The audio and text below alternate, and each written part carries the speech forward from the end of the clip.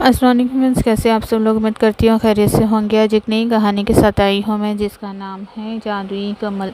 एक समय की बात है, सुंदरपुर नाम के गांव में आरब नाम का एक गरीब लेकिन दयालु लड़का रहता था। वे अपनी माँ के साथ एक छोटी सी झोपड़ी में रहता। उनकी आर्थिक स्थिति अच्छी नहीं थी, लेकिन आरब हमेशा दूसरों की मदद करता। एक दिन आरब जंगल में लकड़ियाँ इकट्ठा करने गया। चलते चलते वे एक पुराने तालाब में पास पहुंच गया। तालाब के बीचों बीच चमकता हुआ कमल का फूल खिल रहा था। वे कमल साधारण नहीं था, उसकी पंखुड़ियां से सुनहरी रोशनी निकल रही थी। जिज्ञासावश आरब तालाब के पास गया। तभी कमल से एक मधुर आवाज़ आई, आरब मैं जादुई कमल हूँ।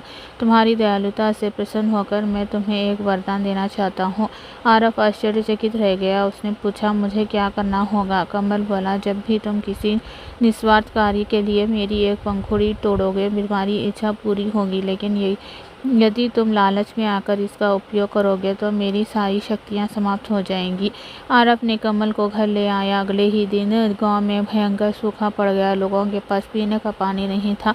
आरब ने कमल की एक पंखुड़ी तोड़ी और प्रार्थना की कि गांव में पानी आ जाए। देखते ही देखते बादल घिर आए और अच्छी बारिश होने लगी। गांव वाले बहुत खुश हुए। धीरे धीरे आरब ने कमल की मदद से कई लोगों की सहायता की। उसने बीमारों का इलाज करवाया, गरीबों के लिए भोजन की व्यवस्था की और गांव में एक सुंदर विद्यालय बनवाया।